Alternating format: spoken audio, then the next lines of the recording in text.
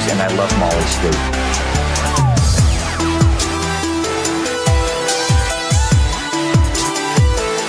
I am the eyes and ears of this institution.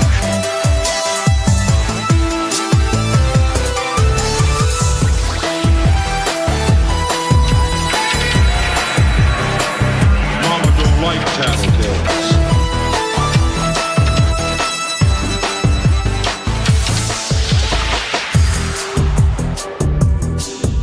Who knows? In 1,000 years, even you may be worth something.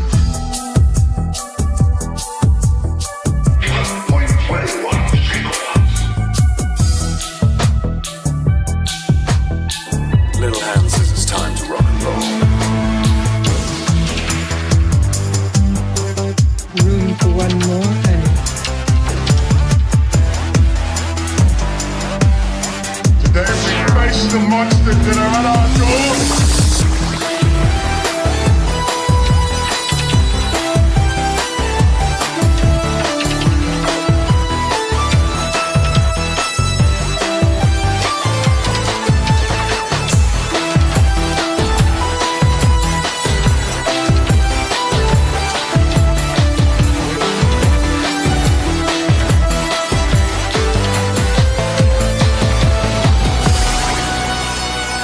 I think we live in overstimulated times.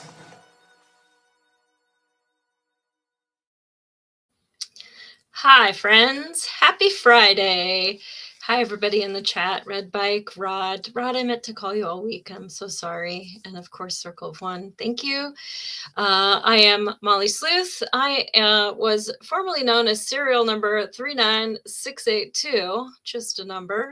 Randy, what was your number? 37465. 37465. We are just fucking numbers. Tonight's going to be a little bit of a raw one. And it kind of all started with the whole like Lobstergate thing because we got really pissed.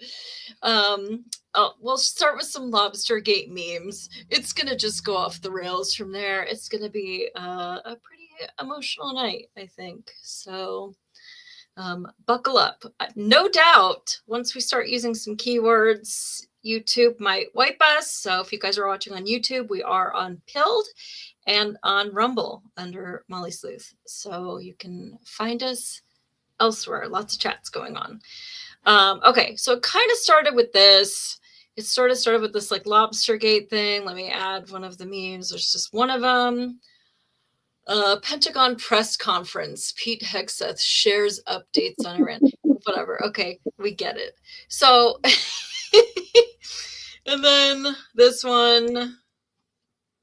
Let them eat crab legs. And this one. I'd rather my tax money buy steak and lobster for our troops than house, feed, or pay insurance for illegals. That's an AI photo. I've never seen a soldier that fucking happy in my life. And so I guess that kind of pissed me off a bit. Hey, Pammy, over on YouTube. We're going to be talking about some dark shit. So I don't know that YouTube's going to let this continue. We'll try to use code words as much as possible. But at any rate, so this whole Lobstergate thing, it's like complaining that somebody got free lube for getting sexually assaulted. Because, like, I want free lube. Like, did you not finish the rest of the sentence? Like, these guys are getting a dinner to go to war. Like, I really wanted to go down a whole rabbit hole there, but then I've had a lot going on this week, which I will be talking about tonight. And so, Randy, I kind of, at least to sort of set the stage a little bit. First of all, thank you so much for being with me today. It's been just a total week, and I fucking love you, dude. Love you too, dude. So thank you. Randy and I were best friends at LAPD. Those were our serial numbers. And it's just one of those weeks where, you know, people feel like a number. And I think it was just like we had planned on talking about this whole Lobstergate bullshit even before stuff happened. And then it just seemed even more important to have this conversation today. So, dude, I fucking love you. Thank you. I got you back.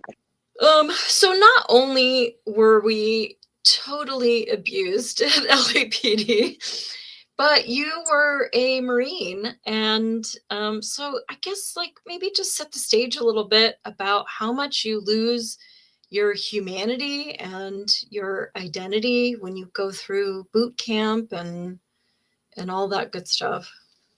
Well, you take a puppy from its mother. It's basically that, but for humans. So you're going through boot camp and they're resetting you and you're not allowed to think about anything. And you could literally feel your brain melting. But you signed to go wherever they're going to send you. I'm not going to do stolen valor. I didn't go anywhere. I stayed in Oceanside, but to this day, and you know this, Molly, my whole family's like, come back home. Why won't you come home? A lot of military deals with PTSD and all kind of other stuff. And if they didn't go anywhere, no one cares. Like, it just shows how anti-American these people are, that they're so pissed that servicemen and I hate calling them servicemen and women. They're 18. Think about a 21-year-old for a second. An 18-year-old, wow, I get a steak and a lobster and I might get my legs blown off. Yeah. So that's it. Yeah, it's wild that you can make such a permanent decision at that age when, like, insurance has said, we don't even trust you to rent a car, but you can go to war and fight somebody else's bullshit. It's really just wild. And I would say, unlike the military, although, you know, we're going to get into some dark stuff, like I said, but I think unlike police, fire, and EMS, in the military, you have signed a contract. And if you can't suck it up and stop being a pussy and take it for your contract, you get this label called dishonorably discharged that will follow you for the rest of your life for every job that you apply for. And so you really like don't have that out, and it creates so much more stress and fear than, you know, a cop who can just quit and go find another job. And I wish we could end that stigma, at least with the military, with the dishonorable discharge, because it shouldn't define you forever. I mean, shit, we're letting like felons do all kinds of stuff, and like, you know, they did something wrong instead of just couldn't take the military anymore. If you kidnap your commanding officer, I think you deserve a dishonorable discharge. But there are people who didn't get the jab. There's people who they might have posted something patriotic. So you and I would both get a dishonorable discharge. And like I said, I kidnapped my commanding officer, and you did something small, like you said, "Oh, I love that they gave us steak and lobsters." Oh, you shouldn't be saying stuff like that, or whatever. You might be a Christian, or you might be conservative, or you get in trouble. Yeah, I mean, we pull people's military records to hire them at my fire department, and it's wild to see somebody's like inner life like that. That I just feel like it's not right. Even with felons, I would say, and this was before you left LAPD as a felon, which is a whole nother story, guys. So we have talked about, we will talk about again.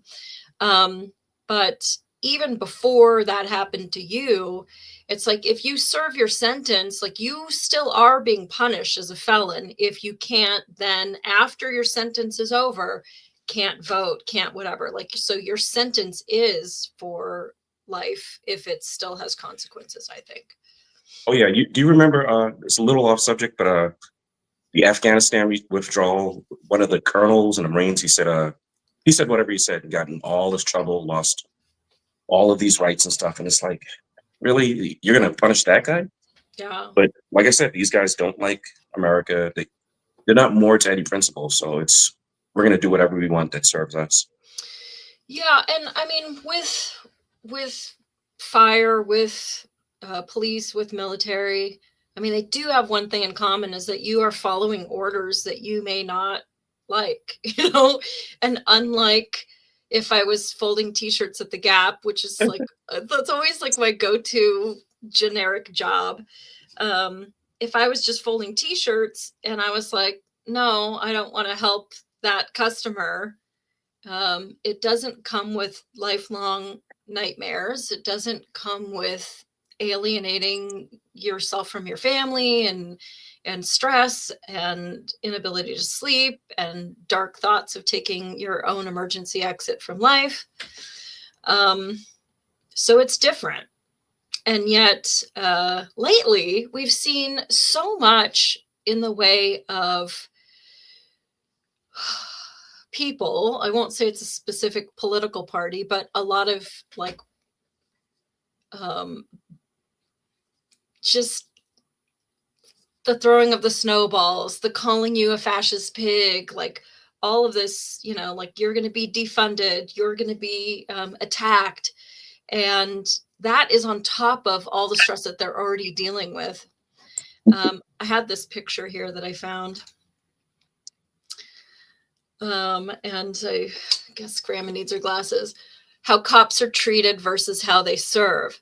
It's like the same bitch that's throwing snowballs at those boys on the left expects them to jump over this thing when her boyfriend called her a bitch. You better come over and you better take my side and you better take him to jail.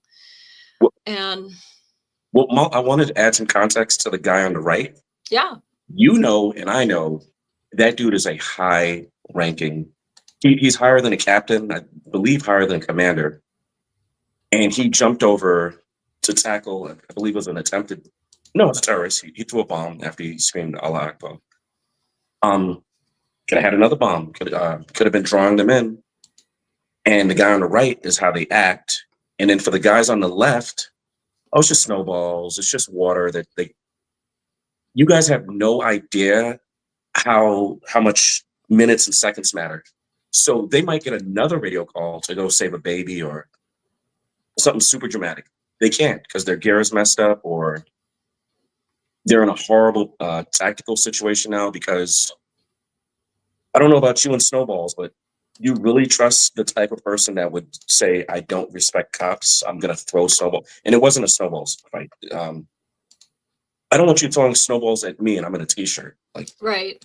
So. Yeah, but also like the snowball could be full of all kinds of shit. I remember during the Occupy LA riots, they were collecting plastic bags of piss and shit to throw at us. And it's like, oh, well, it's just, you know, it's just yellow liquid. It's fucking piss. Like you get hepatitis for the rest of your life and like lose liver function. Like when do we allow anybody to throw anything at us and then figure out the consequences of what it contained? You don't allow somebody to point a gun at you and pull the trigger to see if it was loaded or not. But now we have this society that's like kind of expecting us to let them shoot at us twice before we say, please, sir, stop. And like, it's just gotten to a point of insanity. Well, I blame the media and I do blame a certain political party. I do blame Democrats for this. The whole anti-cop, we hate law enforcement. It was super high during 2021. And what's interesting about all of this, we hate the police, is how many little kids were killed during the riots and looting and all that stuff? None of it was covered. And I distinctly remember a 2-year-old was shot in the stomach at a barbecue. A 5 and a 6-year-old tried to hide in a bathroom. One of them was shot in the face. Another one was shot, I think, also in the stomach. Nothing. No one says anything. Because it's not that you matter to these people. It's, I'm going to use you to push my agenda of, they want lawlessness, so they get chaos. So there's some scumbag politician who's like, I'll fix everything. You broke everything. So yeah, it's just disrespect for all of our institutions, military, law enforcement. I'm surprised they haven't gone after firefighters yet. Yeah, I don't know. I mean, I did share with you that one YouTube that had the dead firefighters in the driveway, and he wanted some of our patches. Who knows what he was going to do with those? But oh, Kimmy's over on YouTube. Hi, friend. Happy birthday! Your birthday was like last weekend, I think. Happy birthday. I'll say happy birthday. Oh, so yeah, I was looking at some shocking statistics this week, and about fire, that about 48.6% of firefighters think about committing an act of emergency exit. That's crazy to me. I was just going to bring up mental health concerning all these people. It's one thing for you to be seeing the type of stuff you and I have seen. And I mean, in a normal world. Mm-hmm. And then you throw in these psychopaths that live in this alternate reality of, I don't mind that gangsters are killing people. I'm super pissed because the TV told me to be super pissed at cops. And it's like, I looked up the stats and listen, this is not a pro-cop rant from us. Cops do stuff that's not right sometimes. That's not what this is about. This is about actually you, the person viewing this. You guys do a disservice to yourselves when, hey, do you see who shot the person next to? I don't talk to cops. Okay, crime goes unsolved. Where's the cops? Why don't they show up? Because they know that snowballs or piss is going to get thrown at them when they show up. So Yeah. I'm going to get there and take a report, and I'm not catching anybody. Yeah, I remember being with my first training officer, and there was a armed robbery at the Beverly Center Mall, and we were looking for a black four-door, and a black four-door pulled in front of us, and I was like, fuck yeah, like I wanted to run the plate. And then my training officer took a right, and I was like, but that was like a black four-door. Like that could have been the guy. He's like, we don't need that today. And I was like, what? Wait, what? Let me catch up on the chat. Hey, Red Bike, if I didn't already say hi. I'm more of a Cheerios cereal. I don't know where you guys are going. Oh, instead of lobster, say shellfish. Shellfish? Okay, shellfish. Every meal in the military could be their last. Yeah, I mean, it's crazy. And like with cops, firefighters, like every call could be our last. And I went on a call Saturday with somebody on their last call, and we're going to talk about it tonight. So, and the media only spun it as Hegseth personally eating lobster and steak. Like, I don't even care if he had 4 of them. Randy, remember when you would get like totally fucked over at LAPD and they would just like bring in pizza to just be like, oh yeah, sorry that you guys had like such a bad time. I'm on the wrong camera. Let me try this other camera. I don't know if I explained. I don't think I did. Like, I'm in my new studio. This was like a 4-foot by 9-foot room like a couple days ago. I painted it. I threw a bear on the wall. I don't really feel like talking about it tonight, so I guess we'll just have to get to it when I feel a little friendlier. Let me try the other camera. Go ahead, Randy. Yeah, everyone knows, and it's so funny. The media is so disingenuous and so dishonest. Everyone knows that what is it called? Not morals. Morale is connected to your stomach. So on submarines, they get really good meals. I think chiefs on aircraft carriers, they pay for their own meals so that they can get steak and lobster and stuff like that. So the media knows all this stuff. They have people that they talk to in the military. So when they say, oh my God, I can't believe you fed these guys steak and lobsters, it's like, you guys are lying. And I don't care if you feed these guys steak and lobsters every single day and buy them cigars and ice cream. And I know it sounds like I'm being self-serving because I was a veteran, but you're 18. You might not come back home. I don't think a $35 meal is going to hurt anybody.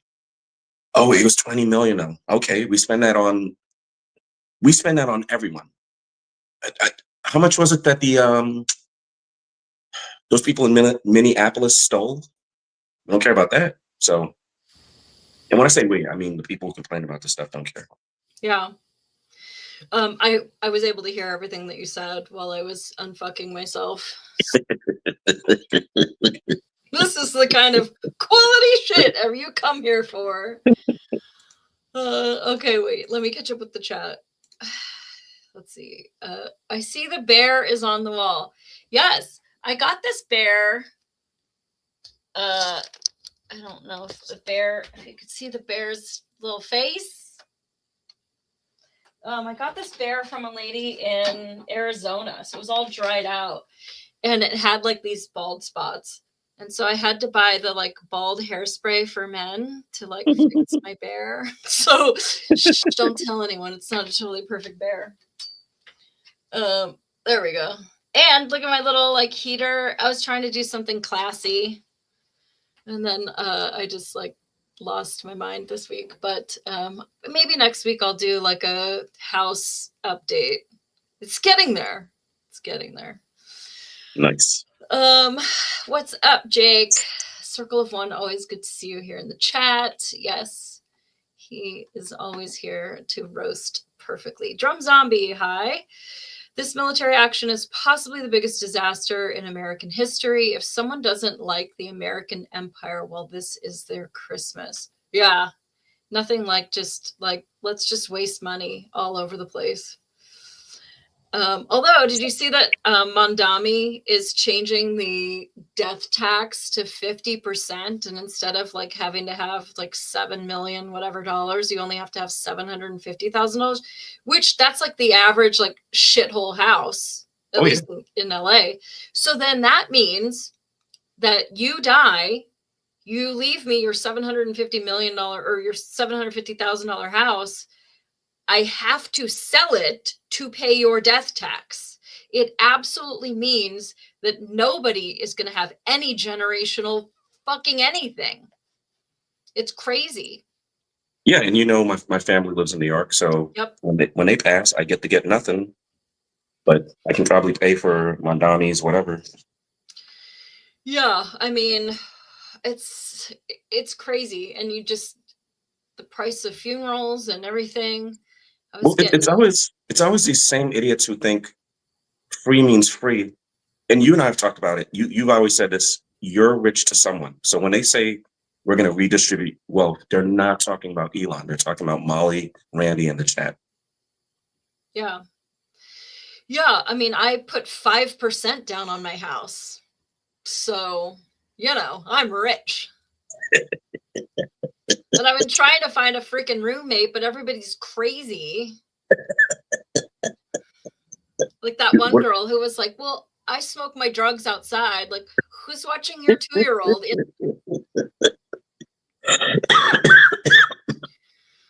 How about my guy who said, I'm going to pay what I can? And I'm like, what's that? He's like, yeah. Starting when, or for like how long? Will it be monthly? Will it be ever? And he doesn't have a car in California, so right. That's gonna be, I will gladly pay you something for the keys to your biggest investment you've ever made today. Oh yeah, no problem. John Kerry got less than honorable discharge and became Secretary of State. Dick Blumenthal is a stolen valor cuck, and he is still in office. Did he fuck a goat to be part, or is he still skull and bones? Pisses me off that we're sending a bunch of fine young men and women to die for the wicked Zionists. Totally agree, Jake. The guy on the right, his response was classy as fuck. 2 stars on his collar and leaves on his hat. We should be ashamed as an entire society for people who put their lives on the line for us to feel like ending their lives. That's fucking shameful. C. Mondami's wife just deleted her X account after they found her volunteering to be a vest bomber. You know what's classy? Mr. Peanut is classy. Mr. Peanut is classy. You and I personally know quite a few people who have took the emergency exit. Yeah. And you know, kind of demons you're battling where you're like, I'd rather not be here. And it's the same for the chat. If you guys are having issues, go ahead and DM us or whatever. Because yeah, for sure. mollysleuth@gmail.com if you want to have a totally off the record conversation with me, honestly. I've closely worked with 3 people, and I gave a lot of thought to it today, and like, I didn't want to get any of it wrong. I didn't want to speak ill of anybody going through shit that just decided to take the emergency exit.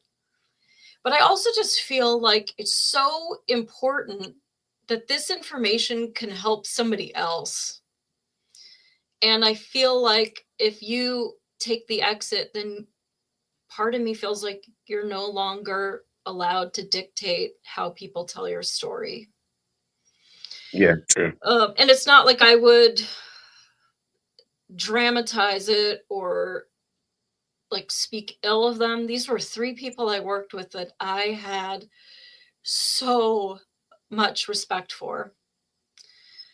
So I kind of wanted to go through those and just sort of talk about what we do about it and how we recognize it in other people. Because although these 3 stories that I brought tonight are so sad and so shocking, what was even more shocking to me was the amount of people that I have personally spoken to this week that were saved by a single phone call out of the blue. Hey, dude, I was just thinking about you. What's up? Let's go get a coffee.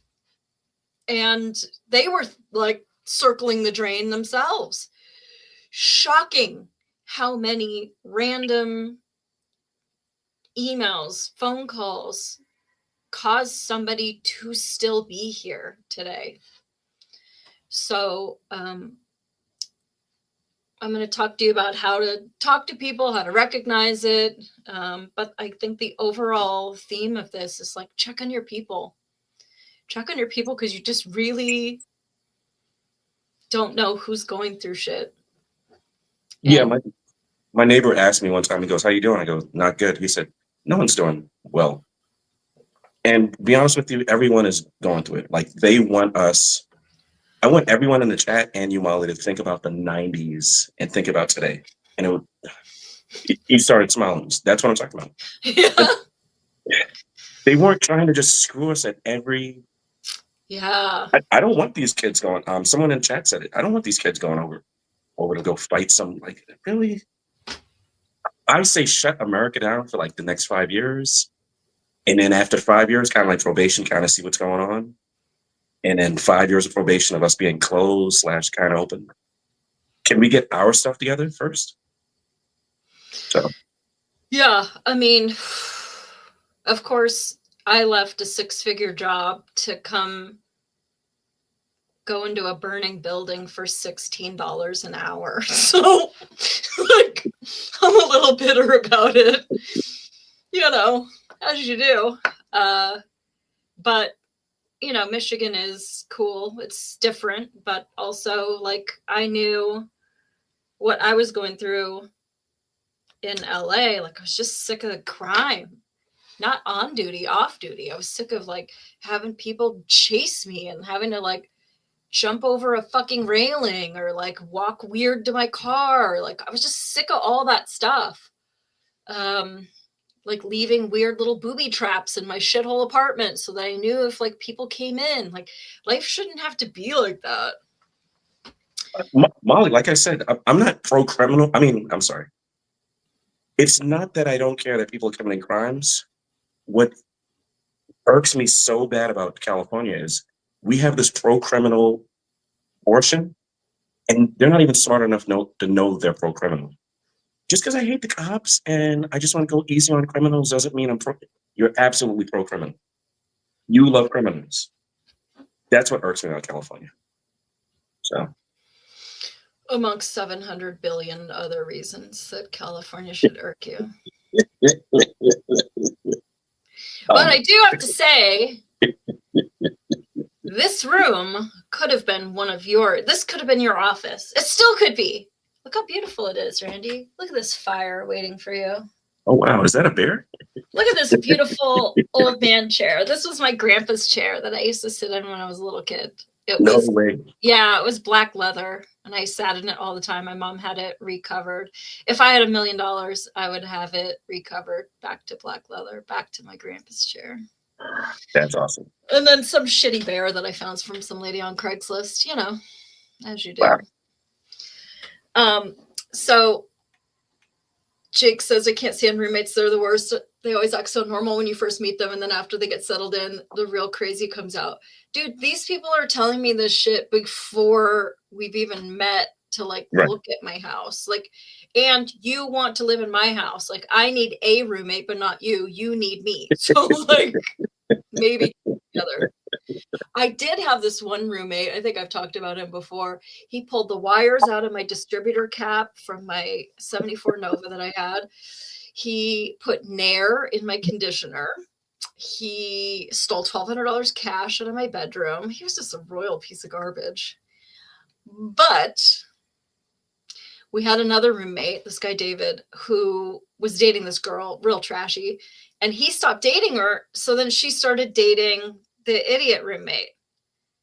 David starts dating the most beautiful girl I've ever seen in my life. So it was like, okay, you really got David back by going and fucking his friend.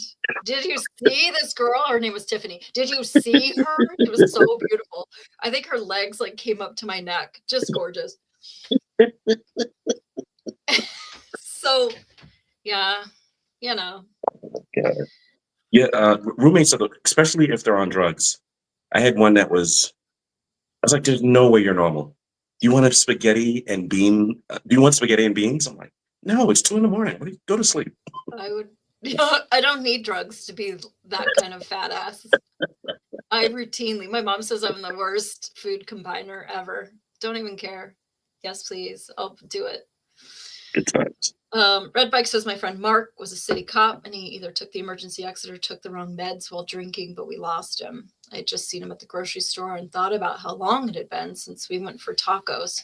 I wanted to call him when I got the call that no one wants. Yeah, I got that call this week. Rod said one of my best friends took the emergency exit back in the 90s. It was pretty devastating, and I always wondered why I didn't see it coming, and could I have done something more to help him? Yeah, we're going to talk about some of those signs because, I mean, especially like for cops and stuff, like we already have a really dark sense of humor. And like one of the signs is like, do they start joking about death? Like, dude, I'm willingly surrounded by death all the time. So like, I don't know that one would necessarily, I'm just going to put a clip on my hair because this is driving me nuts. I don't know that one is going to define me. When I was a cop, one of our shields that we use is we joke around and we kind of distance ourselves from death because you don't want to go to your next call taking that with you. But now that I'm not a cop, for years, my appreciation for life is incredible. Like I think about all of just everything, all your memories, experiences, your family, all the networking, and just gone. And I'm like, and I don't know what happened. I just appreciate life now. I mean, life more. Yeah, I mean, because you went through some shit and you felt a certain way after you lost your identity through LAPD. And which is crazy now looking back because like you were a serial number. Like, okay. I don't know if most of my partners even knew my first name. We just called each other by your serial number or your last name. There was almost 10,000 sworn. Yeah. And so when we say it was our identity, if I'm going to the club, I'm going with Molly. I'm sleeping on Molly's couch. Hey, what are you doing for Thanksgiving? I'm hanging out with my partner. Hey, Molly, who are you dating? Oh, a cop that I met at blah, blah, blah. Hey, Randy, who's that girl? Oh, I met her at a radio call. Like, it is who you are. Yeah. Hey, Molly, let's go watch Dark Blue or End of Watch or some cop movie. And then when it gets taken away, it's like, holy. And one of the guys who I was with, he took his life on day one. Like, they're like, hey, we're going to bring Blue, gone. And I think a lot of that is because it's such a specific kind of job that then like your normal friends who fold t-shirts at the Gap don't get you. And you see such dark stuff. You become so keenly aware of the evil in the world. Like it's hard to just go get tacos without this like burden of knowing more about life. You know, it's like when we first started going down rabbit holes about the depravities in the Epstein files and stuff. It's like, how do you just go get tacos after you know what people are doing and that nothing is happening from it? And are we still talking about that guy? And like, we should never stop talking about that. This is crazy.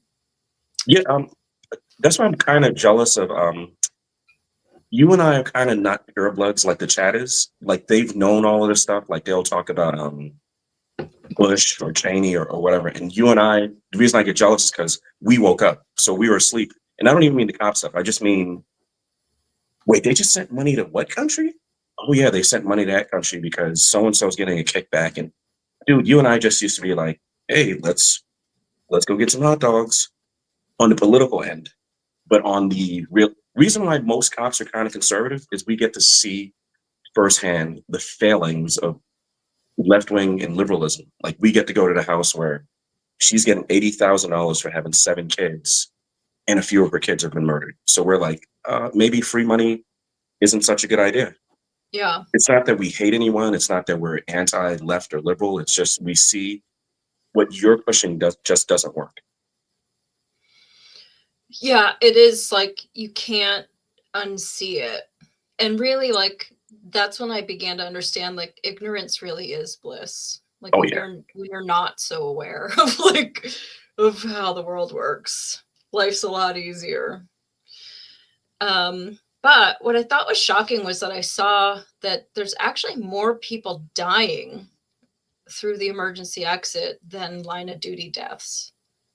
And That's crazy. I didn't know that. yeah, so they did this study. So this was like 20 years after 9/11. So this is like a 2011 study. Actually, Chris sent it to me. And since then, there have been 30,177 emergency exits, and only 7,057 died through operations.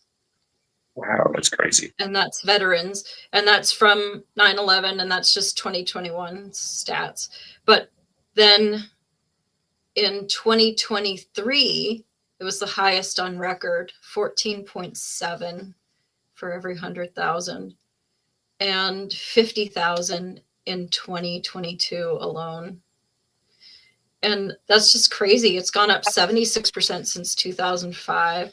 And I'm not a real statistics, I won't bore you guys with fucking numbers because they're always inaccurate to some degree, or they pick and choose how they make these numbers based off of whether or not they're trying to fund something or hide something.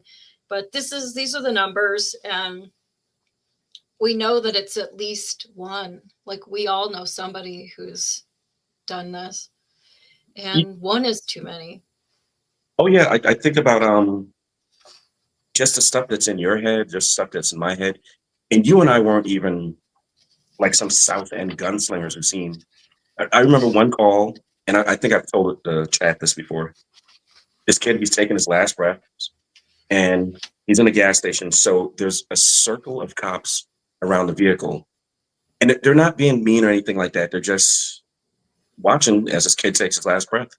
And a detective comes behind me and he goes, "Don't you dare laugh." He can't even see my face. I'm like, what are you talking about laughing? I'm looking at this kid breathe his last breaths. So we go back to the station, come to find out the mom, she's had 4 gangster sons, dead. And the kid that I watched take his last breath, he was her last son. And I'm looking at her face and she's just like, she's gone. That lives in my head. That lives in your head. And I know, of course, the mom, it's way worse for her, but all of the cops that were there. What about the military where your whole platoon got killed, or your best friend, or whatever, or you're a firefighter, a fireman, and your friend falls through a roof and burns to death or whatever. But this is stuff that lived in first responders' minds, veterans' minds, active military. So complaining about them getting steak and lobster, you might want to pick a different battle for that one. Yeah. Yeah. And like one meal that they're going to shit out in the next few hours or days, like it doesn't last. It's not doing anything for them. It's a quick little morale. It's a quick little pat on the ass. Get in there, boy. Go, serve the war machine so that we can make more money because I have stock in Raytheon. Like, fuck you. Yeah. And I mean, we've worked with some assholes too. It's not to say that everybody's a fucking hero, but they're willing to do a lot more than most of us that, don't serve in that way. Yeah, I've met CHP, I've met sheriffs, I've met LAPD, complete a-holes, but I know 2 a.m, they're driving around nearly falling asleep, trying to stay up through monsters and some coffee. And somebody that pulls up to them might blow their head off. So I prefer them than some actual asshole gangster that would definitely blow my head off. So, right, and a lot of that stress really does lead to it, and because you always have that hypervigilance.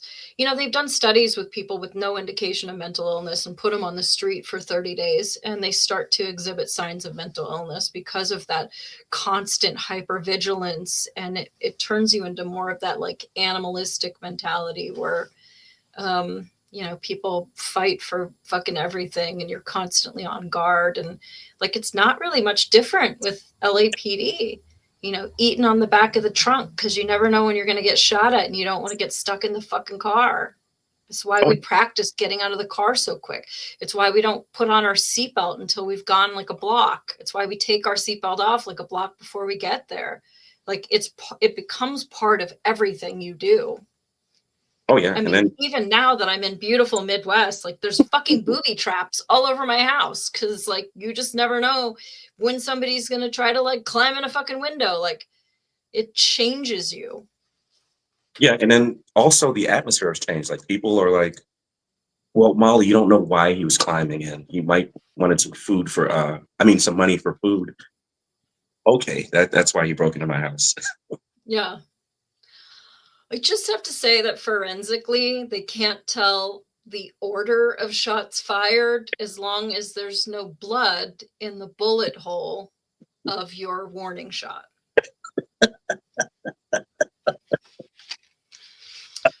And that's probably going to be Exhibit A at my trial. Hi, jury. I'm broken. Help me. Yeah, but like 79% of the emergency exits are men.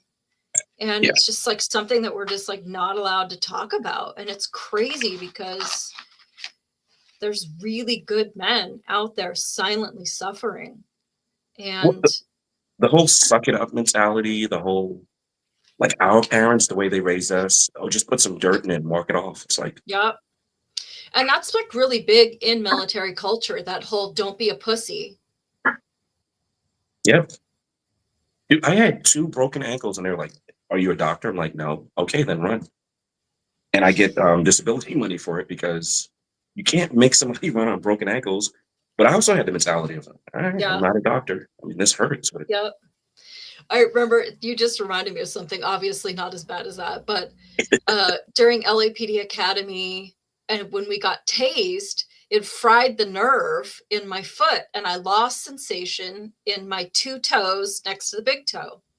Lost the sensation. It was nerve damage. And so, It's still going on? Yeah. It's like there's Band-Aids on them. Like I feel pressure. Speaking of Band-Aids, dude, you just can't trust me to do shit. It's like there's Band-Aids on them. I can feel pressure, but not sensation. And so I go to my sergeant in the academy and he said that was less to hurt. Keep running. Wow. Okay. Yep. That was it. Just keep running. Okay. Thought we needed toes for like balance or something, but I'm sorry. You want to tell the chat about your Band-Aids on your fingers? Bro, who even knows at this point? I'm constantly doing something. 2 of them I do know about because I remember those because it's so stupid. There's a picture frame that I was trying to like get together and I was trying to repurpose for something. And you know, picture frame glass, especially the old shit, like it was cut and not like sanded or whatever you want to say. And so picture frame glass is so freaking sharp.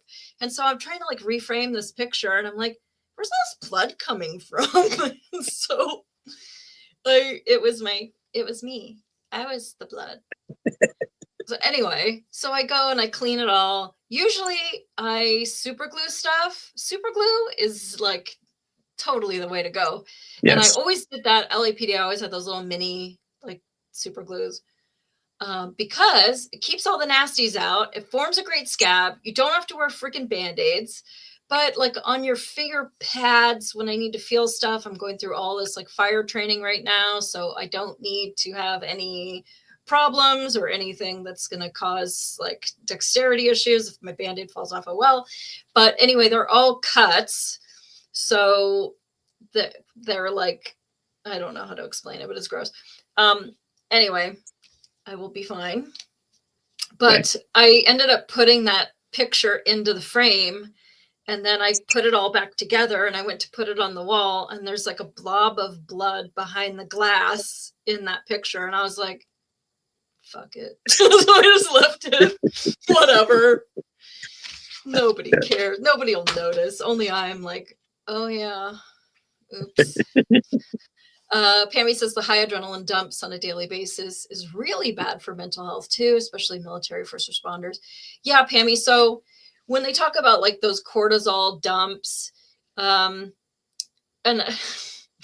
about 2 weeks ago, somebody from work came up to me to surprise me and they went, rah, you know, like that. And I don't think in my 51 years on this spinning orb that I have ever punched somebody straight in the fucking mouth until 2 weeks ago. Yep. Punched her in the mouth. And I felt so bad. But the problem is like that fight, flight, or freeze, I'm a fight. And like I felt really bad about it, but like rah, like didn't think at all. It was just my first reaction was clearly punch your fucking coworker, and I did. But like what Pammy is saying is these adrenaline dumps, like even though that was a fake threat, at the moment it was real and it really affected my physiognomy. Is that a word? Physiology. And you do get that cortisol. And so even though I'm like, oh, that's just stupid Becky at work, and now I'm safe and apologizing for punching her in the face, it still takes that toll, that spike. And we go through that all the time. I remember one time at my Pacific Division, bro, we had just made the perfect coffee. It had the perfect amount of everything in it. It was like, this is going to be a good cup of coffee. And we're just walking out of 7-Eleven. And I was like, yeah, this is going to be like delicious. And then the tones drop. And it was a help call. So we jump in the car. We're in a Crown Vic. There's no cup holders. We're going 80 miles an hour down Sepulveda. My coffee gets thrown out the fucking window. I yell at my partner, give me yours. I throw his too. We get about another 100 feet and they say, cancel the help call. And I was like, my fucking coffee. And then you're like, we can't go back to that 7-Eleven. But in that moment, I mean, it's funny because of the stupid coffee. Because like, if you knew how much I was so excited about that cup of coffee, even now, like 10 years, 20 years later. But in that moment, it was like an oh shit moment. Get there. Somebody needs our help. This is it. We're got to fight. Like, do I have everything? Did I get an extra taser cartridge from the kit room? Like, do I remember, you know, my whatever, all my uses of force and this and that. And oh yeah. So, to what she said, we actually get addicted to it after a while. Like we're like, because it is so boring being a cop 90% of the time. And then when that stuff happens, it's like officer needs help and you're rushing to get there. My sister asked me something recently. She goes, why do so many of you guys show up to help each other, but not a lot of you show up to help citizens? I want you to answer it, Molly. So why do so many people show up at a help call instead of like citizens fighting in the middle of the street? No. So I call the cops right now. I'm like, someone's breaking in my house, and they send maybe 2 cars, maybe 3. But you put out a help call, officer needs help, and we send the entire world to come help you. Why Dude, is that? that's your partner. That's your partner. I mean, I remember when my partner, Aaron Goff, the next night he was working with Kawahara Pacific Division, and they got a call of a naked guy beating his chest, standing on top of a fucking taxi cab. And they get there and the fight is on, and the 2 of them went unconscious, and he was just punching this one and then getting on top of that one. He lifted Kawahara up by his holster, trying to get the gun out of Kawahara's holster, and didn't understand the triple retention, how to get it out. And he's lifting his whole body off the deck, and Goff comes to. Goff was a P1. This is his, like, he's phase 2, P1, phase 3, P1. And this is like his first DP out without a training officer. And this is like what he's faced with. And so he ends up having to kill this guy, Reginald Duche, with a close contact shot because he's on top of Kawahara just punching him. And Kawahara is unconscious. And it was awful. And the news, first of all, was like, oh my God, your LAPD killed an unarmed black man. Like, well, the cops black too. Okay, well then never mind. And it's like, there shouldn't have to be that kind of chaos. But what I can tell you is that hearing that radio transmission come out of my partner from the night before going like higher like than an opera singer screaming into the radio, officer needs help. And my classmate, Aaron Tolliver, got into a horrific car accident because, was it Washington and Overland, where there's like a whoomph in the street, and he hit the whoomph, and then he spun out of control, and they were just trying to get there to save Goff and Kawahara. And then another help call goes out because somebody says there's 2 unconscious cops in a car that just got in a wreck, and it was just chaos. And yeah, there's nothing you wouldn't do to go help like your fellow brother out. And that's why when shit like this happens with the emergency exit, it's like, fuck you, dude. Like, I would have done anything to help you if you just would have told me that you needed something. So like normal people might have like 3 to 4 major traumas in their lifetime, and we could have that in a week. We could have that in a shift. Yep. So, anyway, I want to talk about peer support and some other shit and everything.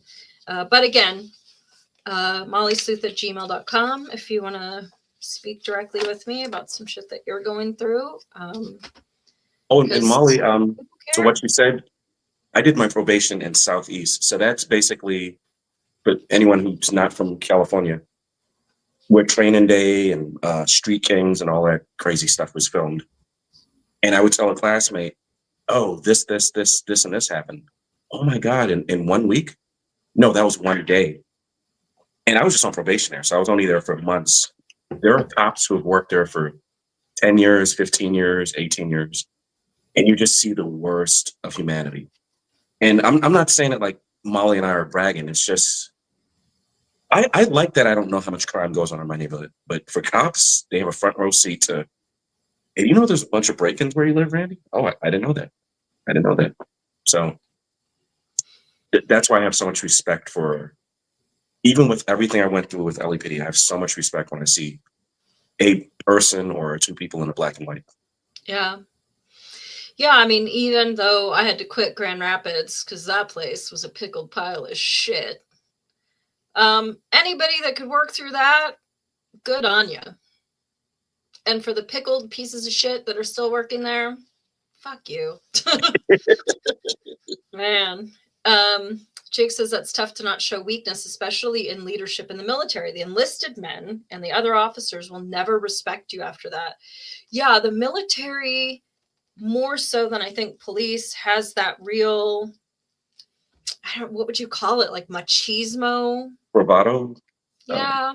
Like where you just like, don't be a pussy. And it's more of like the hazing culture and that hyper masculinity and never let them see you cry and all this stuff.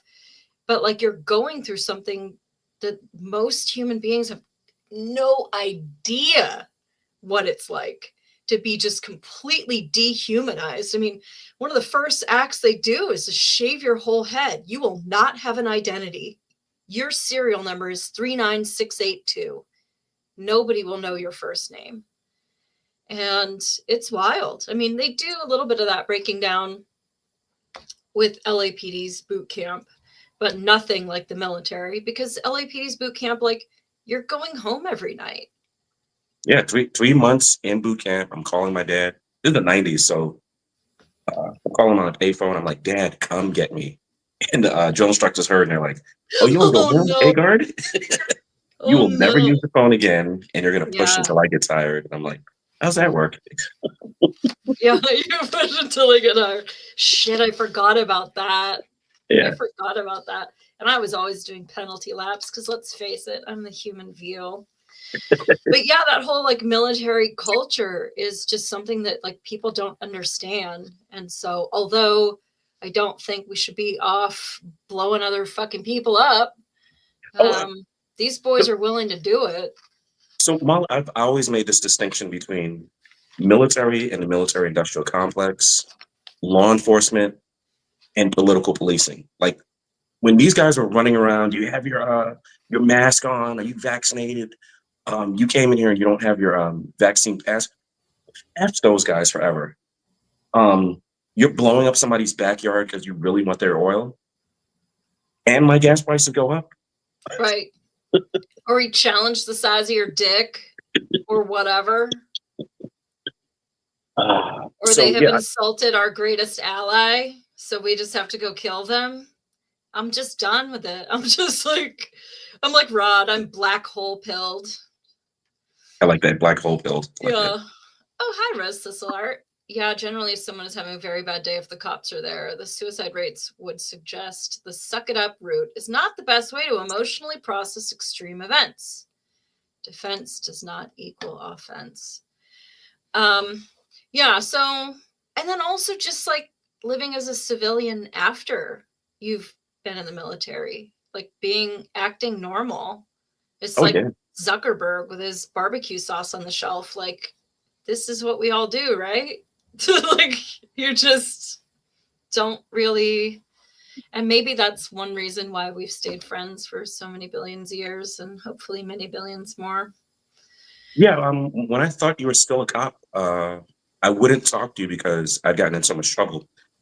And then out of nowhere, you called me or I called you, and I was like, nope, I'm over here. I'm like, how are you working LAPD and you're not in California? And our friendship just started right back up because there's certain stuff I don't have to explain to you. There's certain stuff you don't have to explain to me. If I told you. You still talk to people that are still cops though, right? Because I finally got over it. What I realized is your culture and my culture died. Being a cop is no longer being a cop. Like, yeah, it's different. What we used to do was right and wrong. What these guys are doing is, am I going to get in trouble? They've been so defanged. You don't have to defund the police. They've been. Oh yeah. Are you okay? What are you asking me if I'm okay for? I just beat my wife unconscious, and you're asking, well, I have to call you sir because God forbid I use a bad word and I get suspended because you just beat your wife unconscious. Yeah, I mean, could you imagine like being a cop now and trying to do any proactive activity at Hollywood and Highland? Like, yeah, no. Especially or in front of Donut Time, Santa Monica and Highland. That's the career killer right there. Oh yeah. Trans prostitutes, peep show place.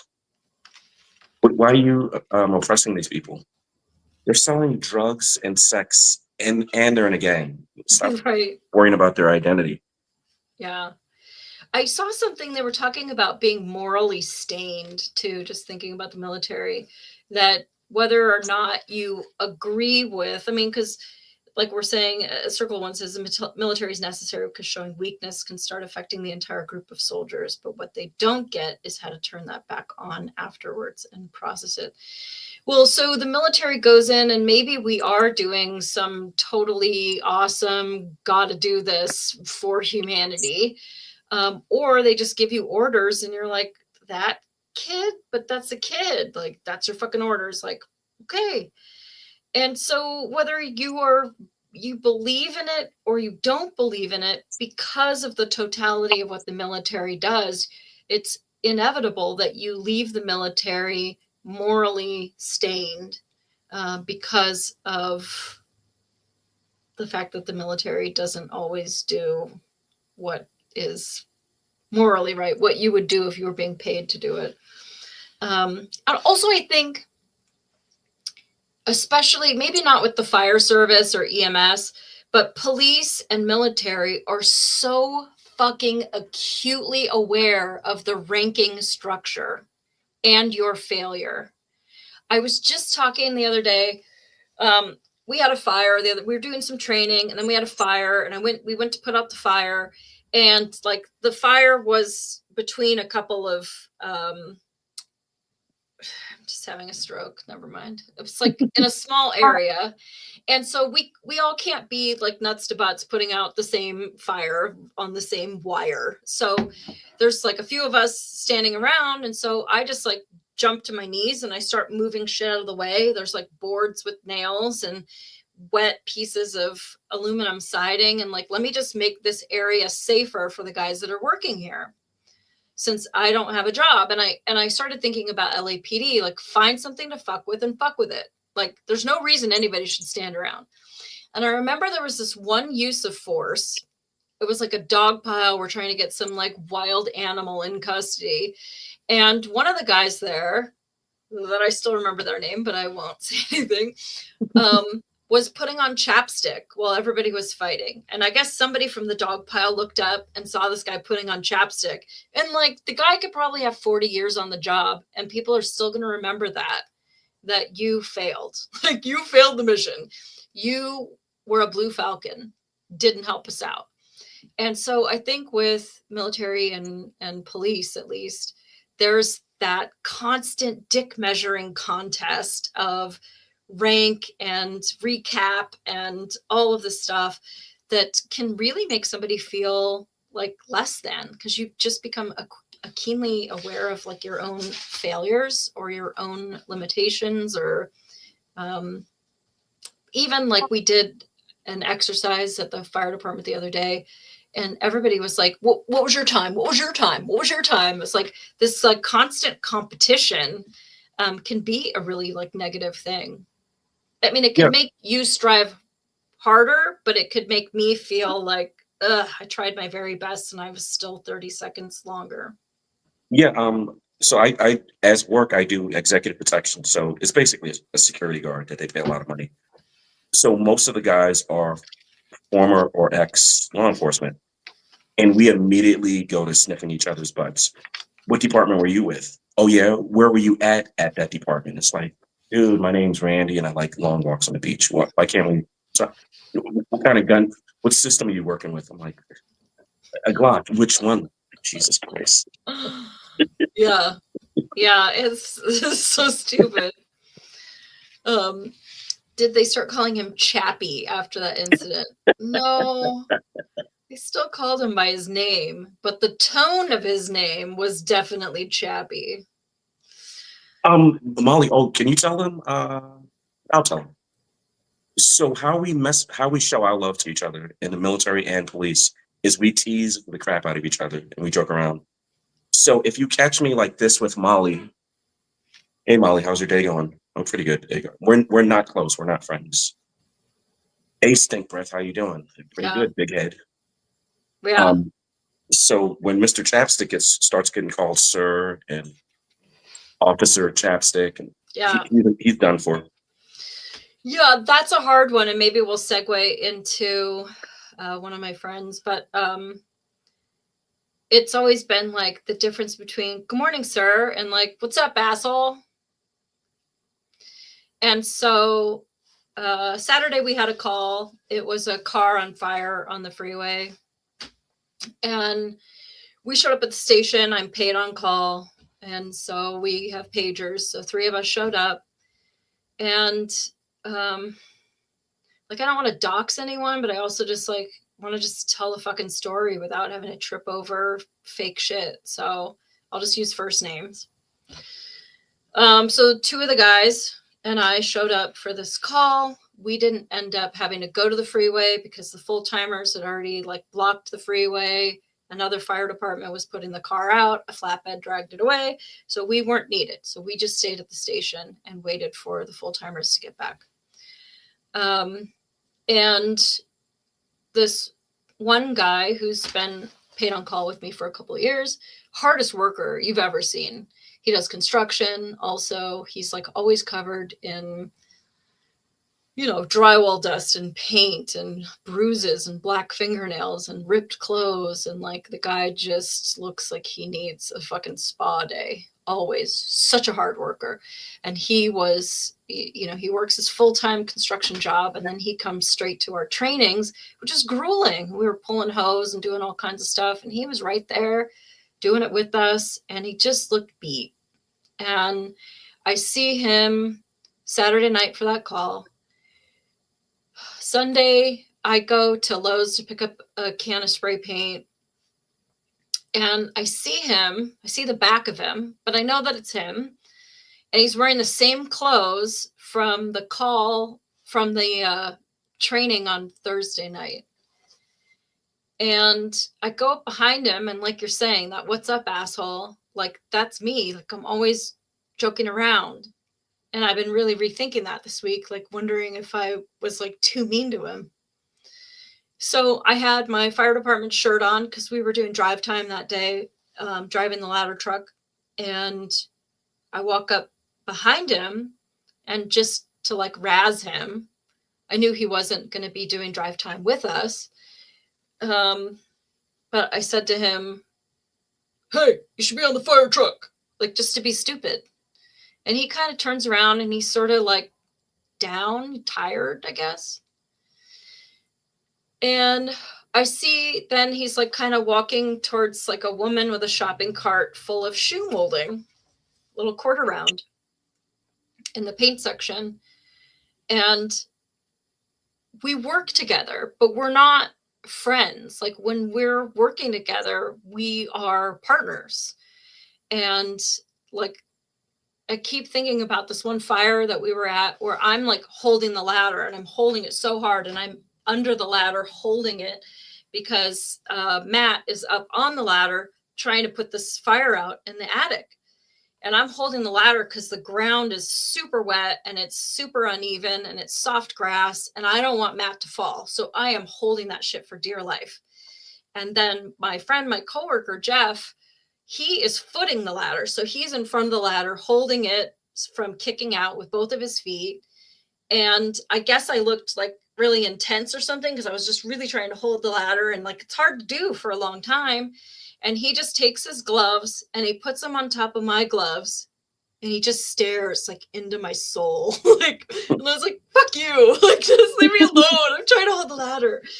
And like, that was like who he was. He was like, just such subtle humor, whatever. But also just very like stoic and quiet and stuff. So he just looked beat. He looked beat at Lowe's. And so he's there with this woman and I'm like, I know he's married, but like, I don't know anything about him. And I don't like, is this his wife? Cause like, I love this guy so much. I just pictured him with like some super smoking hot wife. And this isn't like who I pictured. And like, and it was just like, there was like an awkward kind of thing there. Like I didn't expect him to go, "Hey, Moll, this is, you know, my wife, sweetie. This is Molly that I've told you all about." Like we're not friends like that. We go to work, we are partners, and then I don't see him until the next call. And so there was like just like an awkwardness there. So of course I make it even more awkward. And I'm like, oh, what are you guys doing? Projects? I like projects. And like, I'm just sort of making fun of him. And he's like, he's tired, you know? And then I was like, well, I got to get my spray paint. And so I just got my spray paint or no, I said something like, oh, but my basement is neon because I'm an asshole. That's what I said. And I got my spray paint and I went and I paid for it. And that's the last time I saw him and we'll ever see him again. Because that was Sunday night. And Monday night, my boss calls me. If your captain called you on your cell phone and you saw B. Gramala poking up on your cell phone, what the fuck would you think? Something bad. Something bad. So I pick it up and he's like, I've got some bad news for you. And I'm like, oh shit, they know about my Texan murder spree. Like, this is it, I'm fired or whatever, right? And he says Jeff killed himself. And I was like, wait, not like my friend Jeff? Like, Jeff who? Like some loser named Jeff? Like, not my Jeff, not Jeff, like the hardest worker in the whole world who takes the world and just fucking keeps taking it. And so I didn't keep my boss on the phone for long. I don't think he really knew anything at that time anyway. Bless you. Thank you. And so then, like, the first thing I thought was like, I got to call Jeff and see if this is true. Like, I don't, like, you're just not thinking, right? So I text the three other guys, my three other, like, super, you know, peers, whatever, at work. Did Chief call you? And there was a fire going on at the time. And one of them texted me back and said, I'm at the fire, but we have a break right now. What's up? And I was like, oh yeah, no. Yeah, I'm not telling you shit. I'm like, oh no, nothing, you know, nothing, just be safe. No, I have a break right now. Like, what's up? No, it was nothing. Talk to you later.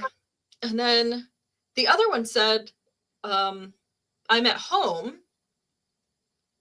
He said he was working. I said, are you alone? Because I didn't know, like, do I tell him, like, if there's people at his house? You know, and I just didn't know how to break it to him. They're friends. Like, they actually do stuff together.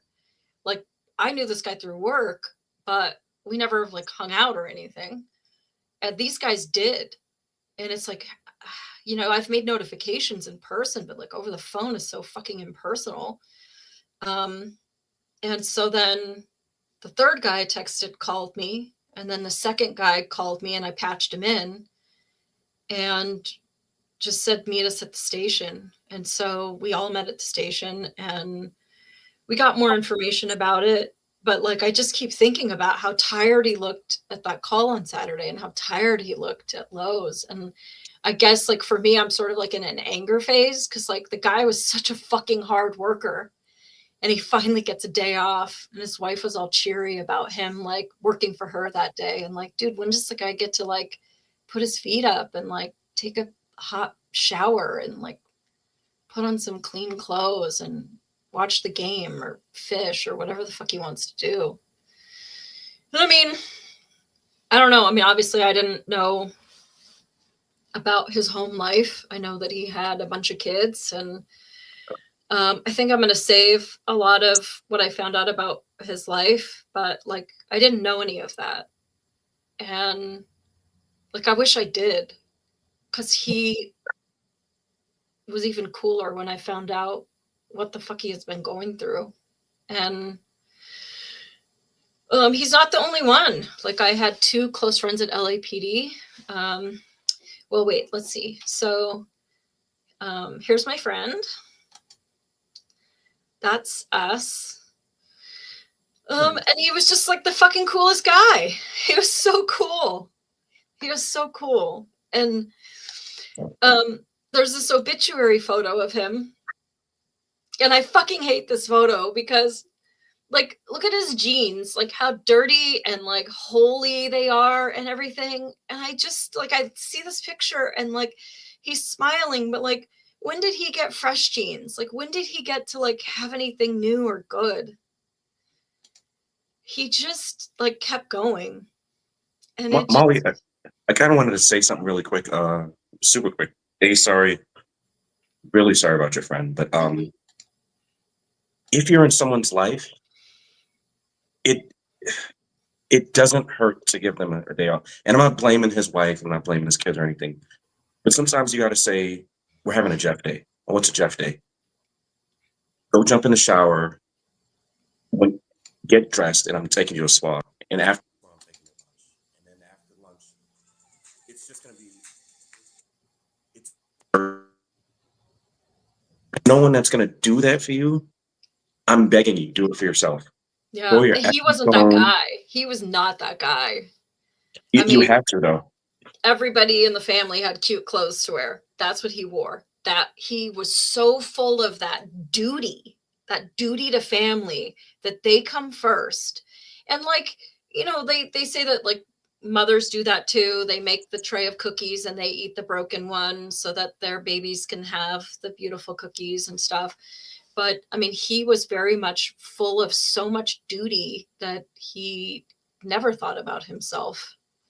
And Well, if you're not going to do it for yourself, someone should. You already said it. Check in on your people. Like, make sure, hey, private so and so, you're coming with me. Oh, where are we going, Sarge? We're going to go on a little patrol. We're going to get some steak and lobster at Chow Hall because I'm a staff NCO. All right, Sarge. And dude, that one day might be the day that, like you said, a phone call away from killing yourself. Jesus. it was shocking. I mean, because we've been having all these like debriefs and talking to one another, and we had a peer support group come into the station and talk to all of us. And the amount of crying that went on in that room. Like, did he have any idea how we felt about him like this? Like, we all come to work like, what's up, asshole? Like, did he know how much we gave a shit? And he's not the only one. Like, people get so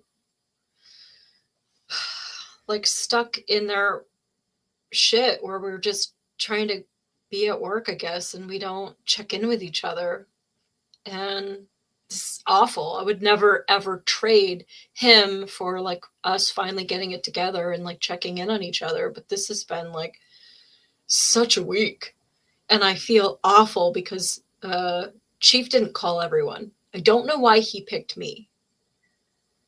Maybe because I don't have a support system at home. Whereas a lot of the guys, when they found out, they said, I just want to go home and I just want to hug my wife and my kids. And I have me. I don't know if that's why he picked me. I don't know if he was going alphabetically and then he was like, this is fucking stupid. But what I can say is that the department isn't so big that we all should have gotten a call. Or, hey, Randy, this is what happened and I need you to call Molly. Right. Some people found out through an email. People that have worked there for years. And they had a harder time with it. Because it's like, do you really care about us? Like, you say you care about us. Like, we all have these like fire department, like, you know, suicide awareness shirts and everything. But like, I got an email and we're not like LAPD 10,000 people.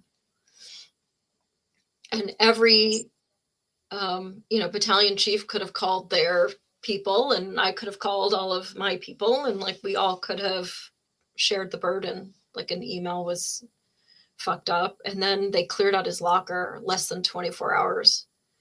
By Tuesday afternoon, his shit was gone. And that pissed me off. Really pissed me off. Still pisses me off. It's like, you can erase somebody that quickly. If he was caught diddling kids, like maybe then you go, listen, as a department, that dude doesn't exist. I want you to find anywhere that guy's name is and erase it. I want his locker cleaned out. I want his gear burned. That guy does not work here. Fuck that guy. But you don't do that to our brother, to clean out his locker and just erase him. Like, oh, in with the new. We didn't need that locker. Nobody was waiting for that gear. It was his locker, and he was still our brother. And I think it would have been a great reminder of like family. And I was really pissed, really fucking pissed. But I guess, I don't know. I don't know if I go through these other ones, but I had two other ones that I was going to talk about. One of them, she was my instructor in the academy. Just such a ball buster. Just so fucking awesome. Here's a picture of her. Oh, that's Jeff. Hold on. I fucking loved her. She was so rad. Conce. She had slept at my house. I mean, we were friends after the academy, of course. And she had some issues. She got a bad phone call, and I think she just made a crazy, stupid decision that if she had the ability to think afterwards, I would think that she would have felt that she made a mistake. And that kills me. That, like, dude, she was everything I wanted to be. Totally one of the guys at work. Just got into some crazy shit. A great cop. Like, just so awesome. Was the phone call relationship related, or? Yeah, just boyfriend. And he was on LAPD.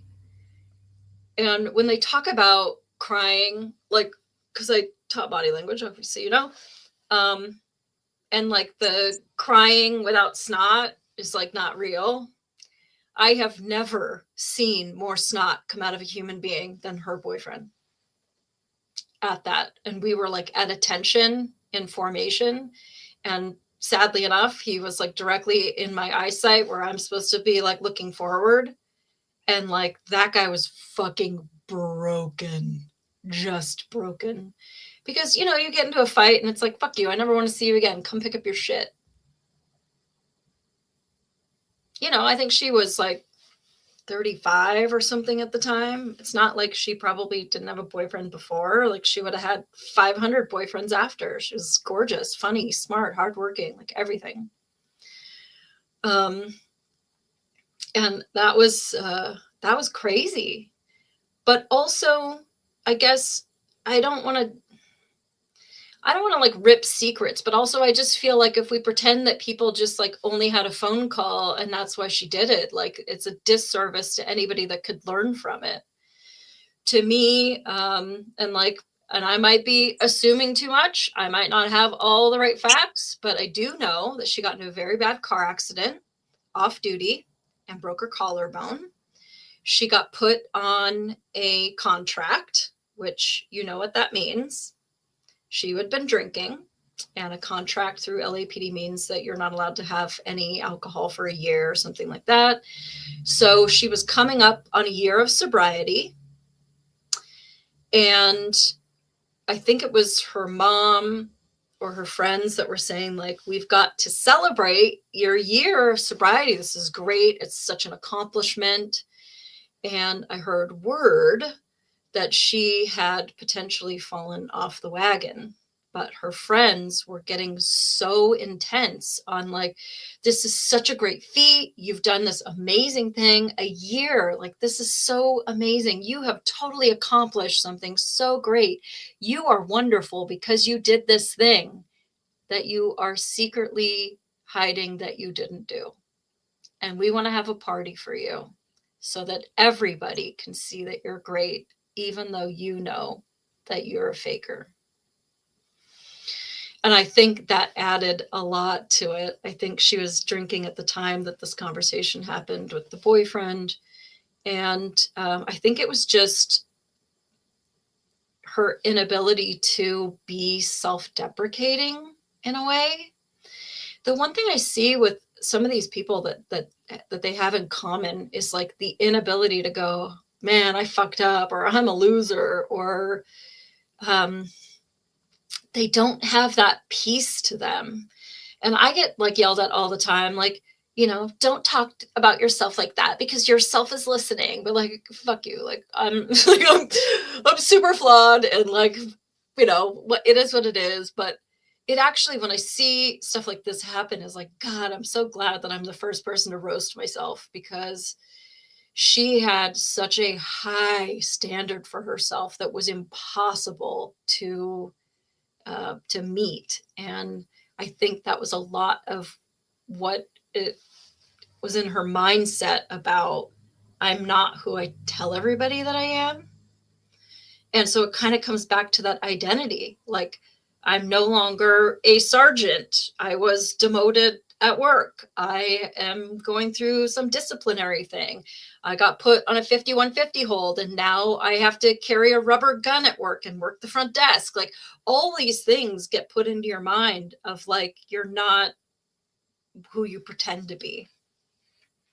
Yeah, I think that's a great part of who you and I are, is the fact that we can be like, I'm an a-hole. I really messed that up. Molly, you're not going to believe it. I left the car and drive. Agard, you're so goofy. I'm cool with that. What I'm not cool with is, yeah, I've got this.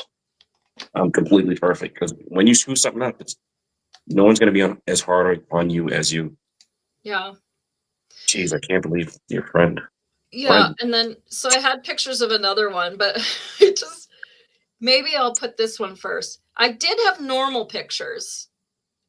I did. So I am going to count her, this other one, as an emergency exit. And I'll tell the story why. This was my old partner, Stella. Beautiful girl. And we were talking about being self-deprecating. And I don't know if you know which one I am in the following photo. I mean,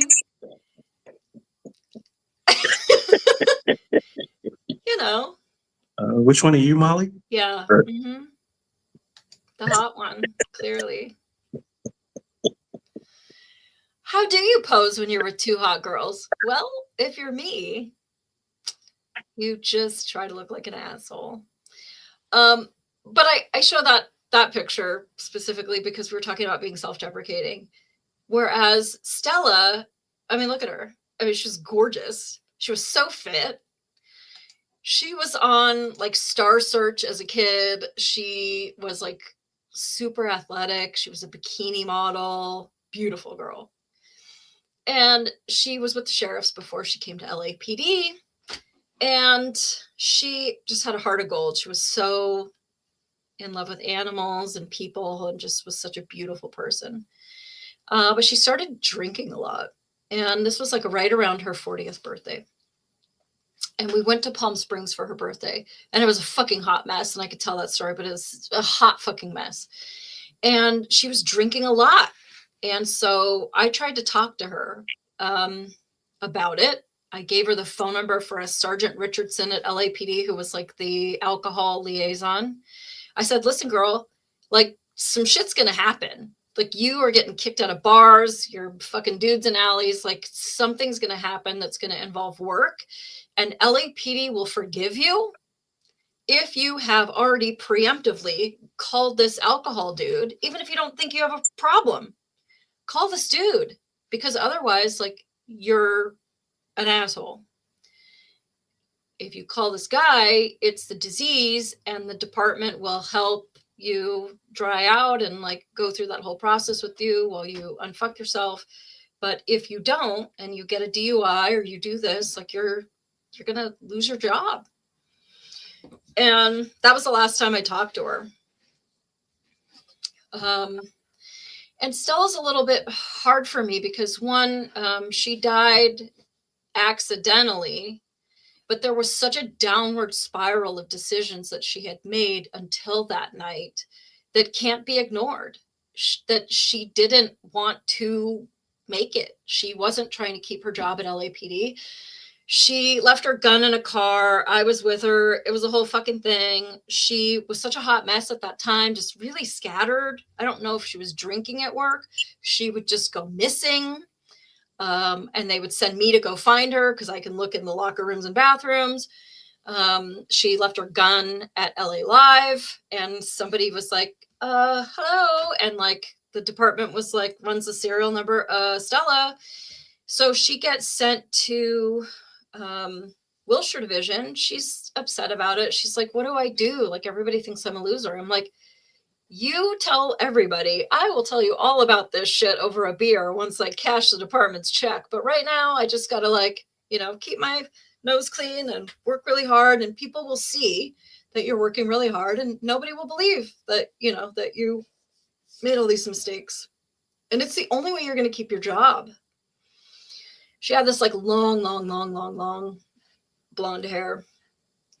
She cut it all off, dyed her hair hot pink. She was doing all kinds of pictures, like hanging off of stripper poles. She started hanging out with some 20-year-old girl. Like, she's 40, and this girl was like 18 or something. And she had gone to this other girl's house, and I guess I'll just explain it, and then you can tell me what you think was in the fucking backpack. Stella went to pick up this backpack, and she says to the 18-year-old girl, who we already knew had court for some kind of drug charge. She picks up the backpack, little string backpack, and she goes, oh, is there anything in here I can't carry? And the girl goes, no, just my cigarettes. So, like, what are we talking? Are we talking like dead bodies? Are we talking like bricks of cash? We're talking drugs. And she had told her friend that she really wanted to try meth, but that she didn't want to get caught. So she would just tell them that somebody sprinkled something in her drink. I'm like, God, you really don't know anything about meth if you think you can sprinkle it in a drink. This is your friend? This is the LAPD? Yep, she was LAPD. I went to her house this one time. She was living in Santa Monica, and she was like, oh, hi. Yeah, I'm just going to go for a run real quick. I'll be back in a couple hours. Like, fuck you. I just drove over here. Like, what do you mean you're leaving? And so she left. She was going to go on a run. And I'm like, well, what do I fucking do in her house? So she had just put down, she was like, glug, glug, glug on a glass of water. And then she left in her sneakers. So I'm like, all right, well, let me clean up. So I took that glass and I walked it to the kitchen sink, and I just had a suspicion, and I sniffed it, and it was pure fucking vodka. She was drinking vodka before going on a run. She had those little bottles of vodka in her purse when we went to Palm Springs. She was like taking sips of her beverage, like at the pool. I was in the lounge chair with like a big floppy hat on. So like I could see everything that was going on, but people couldn't really see me. And she was getting out of the pool, going to her purse and drinking out of a bottle in the purse, and then going back to the pool and drinking her regular drink. Like, it's my birthday, bitches. I'm getting totally drunk. I don't care. Like, that would have been fine. But like the nature of like hiding it was like, she knew that there was something wrong with the amount that she was drinking. And so this is why I tried to talk to her about the alcohol. And I'm not saying that I'm the hero in the story. Like, I fucked it up. I think I went at it too hard and I didn't listen enough. And that's one of the things, like, you really need to be a better listener and not judgmental. And so I fucked it up. But she was a party girl. She had a lot of party friends, and none of them were like real friends that wanted to be like, Stella, I love you so much. You cannot keep doing this. And so she goes with this stupid 18-year-old to the Cheesecake Factory, and they're going to get kicked out. They're being so loud. They are just trashed. And she stands up from the table. I think we lost Molly. Here she is. Other thing, I don't know. We lost your audio, Molly. No audio. Oh, there. Can you hear me now? Yeah, and the story was getting so good. Well, so Dude.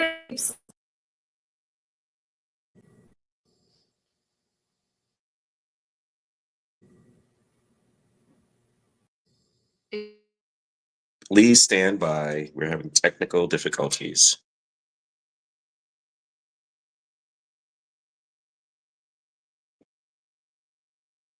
While Molly's fixing that, I will tell you guys, if you're having issues with alcoholism or drug abuse or anything of that nature, like she said, feel free to. I was in rehab for 3 months, so no judgment, nothing like that. like she said, I got 2 felonies when I was coming out of the LAPD. I promise you, no judgment. So if you ever want somebody to talk to that's not going to judge or put your stuff on blast, I won't tell anybody what's going on with you. She might be back. Joe Black 210, P like Paul, L like Lincoln, 22 at yahoo.com. Joe Black 210, PL 22 at yahoo.com. If you ever want to, or if you're feeling like hurting yourself, please don't. Yeah, there's also 988, which is the new countrywide 911 for that. But honestly, like, just call 911. We all know that number. And fuck, I mean, now hearing about how many EMTs and firefighters go through this, it's like whoever responds to you, you have like a 1 in 2 chance that they've already been through it themselves mentally. So, Wow. yeah, but anyway, so oh yeah, Stella, please. Stella got up from the table. This other detective I knew, they were very close, and she went to the Cheesecake Factory, and like this girl was a ball buster, and she was like, "You will give me that video right now. I need to know what happened to my friend." The department says she choked on a piece of chicken, and it was totally accidental. But she was fucked up, drunk, potentially on something else that may or may not have been sprinkled in her drink. She's hanging out with this narco suspect. And she stands up from the table, and it's just automatic. Like the universal sign of choking is something like this. And she went like this with her hands. They get up, they go to the bathroom. She is unconscious and not breathing. And like you do when you have a friend that is unconscious and not breathing, you call your brother who lives on a boat in the marina. Hey, could you get over here? Stella's dead in the bathroom. So he comes over and he's like, this is above my pay grade. Then they get help. They go get a waitress. The waitress calls for the fire department. Fire department shows up. They revive her. She is now conscious, breathing, and talking. And this process takes about 20 minutes from when she left the table to when she is then again unconscious, not breathing, and pronounced dead at the Cheesecake Factory. I say that to say that the department is saying that it was accidental. Her obituary says it was accidental, that she choked on a piece of chicken. It was a freak accident, and there's nothing anybody can do. But she hadn't chewed anything in well over 20 minutes. She's not eating chicken out of the fucking toilet. And I was pissed at her funeral because if we can't talk about this kind of stuff, then how does anybody learn from it when they see that their partner is like has all these tiny little bottles of vodka in their car and is sneaking shit and is making statements and cutting off all their hair and going through all this discipline? Like these are all like major signs that somebody is doing this reckless behavior. For me, like when I was homeless last year, I just stopped wearing my seatbelt. Just stopped. Like I just didn't care anymore. I didn't take that care for myself. And that was really shocking to me because like you just wear your seatbelt. But like I wasn't doing meth and hanging out with a girl in a stripper pole. So that was my thing. I was not wearing my seatbelt. And that to me was a sign that like I wasn't taking myself seriously and that I really needed to get my shit together. But all of that, like hiding pain and just pretending that you're good and pretending that you're still like in party mode, she wasn't. She was going to be fired by LAPD. And, you know, when they transfer you pending a board, like you're going to be done. And your board is going to look at everything that you do. And they're going to see that you just cut off all your hair and dyed it pink and you're doing stripper pictures on Facebook. Like, what, you want to keep your job? So I think all of that activity, and also that it had been 20 minutes since she had chewed anything, at least, I think that the department did a huge disservice by calling it an accident. Like, this was a series of conscious choices that... Molly, I'm very hard on, and everyone knows this, very hard on liberals, leftists, progressives, Democrats, very hard on them. But one thing I will say that they get right, that conservatives and the right doesn't get right, correct, is drug use, addiction, things of that nature. They're just quick to say, well, look at this person, they're an F-up.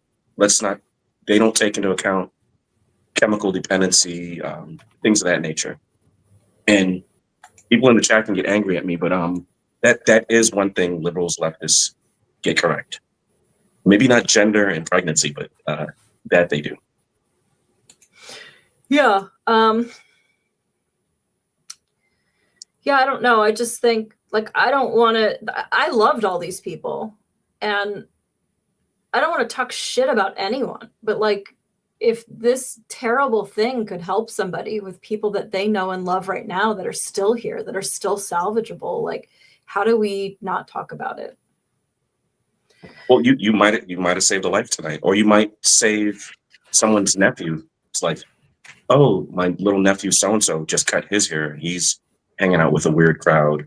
Maybe I'm going to go ask him, are you okay? I was just watching the show with this Molly and Randy guy, and your behavior's kind of, I'm cool, Auntie. Well, you know what? Let's go out Saturday and let's see what's going on with you. Let's just do a check-in. Yeah. And that's why I love my friends. Great. Yeah, and so you really should be direct when you see those signs of things like not being right. You really need to be direct about it. And like cops, what do we always go? You good? Yeah. You good? Yeah. And that one is not as effective. Just like if I say, did you murder Jessica on Thursday? You want to ask open-ended questions. Where were you on Thursday?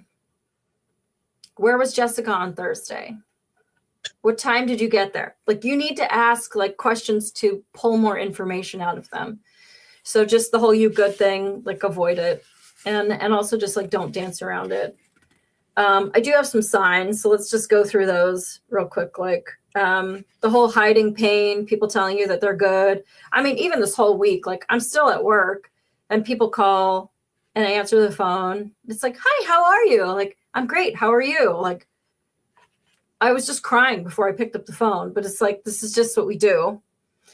And then the whole dark humor, of course, cops and stuff. We always have like gallows humor anyway. So that one's going to be a little tricky to get because I tend to be pretty dark. So, Oh, Molly, real quick. I just watched a movie called Dark Blue. It's about LAPD, this unit called SIS.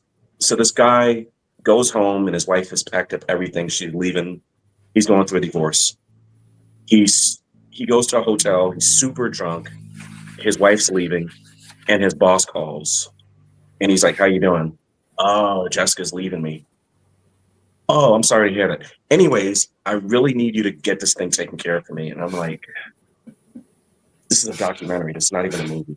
dude, I'm only laughing because I was on the phone with my mom 2 nights ago and I was crying in the bathtub and she was like, oh, you know, whatever. And I was like, Jeff took the emergency exit. And she's like, well, I'm locked out of my Gmail and I need a new. I was just like, okay, let me dry off. Stupid. But yeah, definitely when you know that guys are going through a divorce or they found out somebody was cheating on them or they got demoted, like all these life issues on top of the constant stress and the identity crisis that we have where it comes to, you know, rank and recap and all the metrics that we compete with each other on. That's really a good time to check in with each other. I want to get through the signs really quick, and then we'll talk about how I do want to blast through this. So we have that identity that we are strong throughout crisis. So we tend to hide it more. And that might be why it's more likely for people in our professions that we are supposed to be. I remember my friend Jason Lavitt asking me like 30 years ago, you're everybody's airport friend. This is like when I worked the door to gay bar, like I wasn't a cop yet. You're everybody's airport friend. The person somebody calls when they need $500 and they need to be picked up at the airport at 3 a.m, like you do that for everybody. Who does that for you? Who's your airport friend? And that is a really good question for everybody to think about right now and to ask people. Because when the shit hits the fan, like you should have somebody that you can just like frankly speak to, that you don't feel that you're going to be judged, that they'll listen, that they'll be cool, and they'll be that safe person to be vulnerable with. Like there is so much strength in being vulnerable. And this meeting that we had with this peer support group, I was shocked at the amount of men that were crying during this meeting and how many were able to share such like vulnerable stories and what they had been experiencing. I was shocked that I didn't really know half the people that were in that room and what they had been going through. So you just never know, like just to check in with your people and shit. Okay, signs, irritable and anger. That is like closer to terrible than sadness. Sadness is like still processing, like angry is more of a warning sign.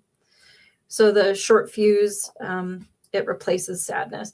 Then there's also the emotional numbness, like not wearing your seatbelt, not giving a shit, like drinking and driving, not caring that you're late to work, getting, disciplined at work for stuff,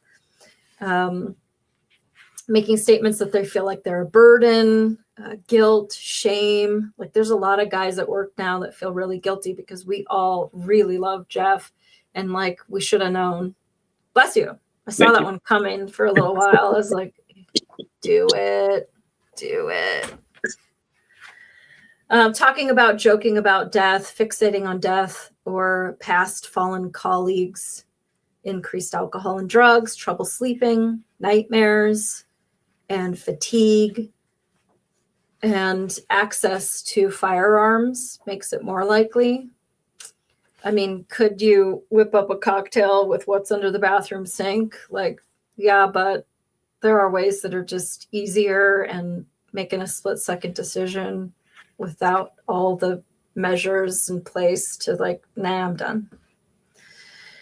Pulling away from the crew, skipping meals, isolating after shifts, a drop in performance, discipline issues, increased risk taking, that whole nothing matters anyway sort of a feeling, giving away their gear, saying goodbye via like unexpected texts, phone calls, or gratitude. Hey, dude, I just wanted to call and tell you you're a good cop. I've really liked working with you. You good? So that's all stuff that should be of concern. But so then let's talk about how to talk about it. And you want to be really direct and tell them like, I care about you. So what's wrong? You haven't been yourself since that last call. What can I do for you? How do I help? Can I put your shoe molding in today? Bro, you look tired. This is what keeps going through my head now with Jeff is like, I saw how tired he was. I saw how bubbly he was that she was going to get some fucking shoe molding. Like I should have said, even though I've never been to their house before, like, I like shoe molding. I can do shoe molding. Why don't you take the day off? We'll do the shoe molding for you. And like, I would have been told no, like probably because that'd be weird. I never met her before, but like, you just don't know. And like, yeah, I had to go to work, but like, he'll never go to work again. If they tell you that they're fine, because they are going to brush it off because they're used to being everybody else's airport friend. Then you just say things like, all right, but I'm here. We don't have to talk now, but I'm not going anywhere. We can just sit and have some coffee. You don't have to carry this alone. You can say, hey, what's been weighing on you the most lately? Now, this is an interesting one. It's like when people ask you, like, what animal are you? Like, don't always just take the first one. What's been weighing on you lately? They're going to tell you, like, the easiest thing to tell you. So then, like, if you, like, as a detective, what else? And tell me more about what that, like, dig deeper. Because sometimes they're not going to tell you the real reason. What's been the hardest part of the job recently? When did you start feeling like this? And then, like, take away their shame and make them feel safe with you. A lot of people in this job go through this, even if they don't talk about it. After what you've seen, it would be strange not to feel something. And then, although people think that if you put the idea in their head, have you been thinking about killing yourself? That'll put the idea in your head. But actually, statistics say that it actually reduces the risk to have that honest, totally direct conversation. You want to be calm, physically be there with them if you can, and get them support, like, immediately. Now, tell them, we don't have to talk, but I'm not leaving you. We can just hang out. I got your 6. Now, body language is always so interesting to me. And I don't know, but everybody does this on first dates and it's not good. But especially when you're talking to somebody that's going through shit like this, you want to have this conversation side by side. When people face each other, it's confrontational. And it doesn't make you feel safe.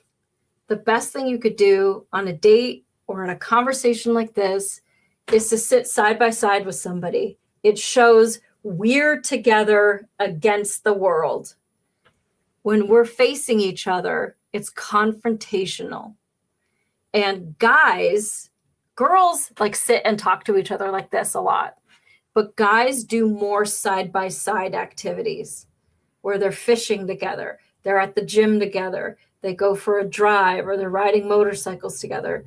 Or even like when they sit to have coffee, they don't sit and fucking stare at each other like women do. So like try to have that body language be side by side and try it on your dates because it makes people feel better. It makes them you're manipulating them into feeling like it's you and me against the world when you're both facing the same direction. Oh, Molly, one more thing. If you ask somebody how they're doing, especially men, take it serious. A horrible thing with us men that we do is, oh, I just broke up with Jessica. Dude, there's so many fish in the sea. I'm going to take you to strip club tonight. I've been with her for 19 years since high school. You think some stripper is going to just take each other? Oh, man, what happened? What happened with you and Jessica? Oh, let me fill you in.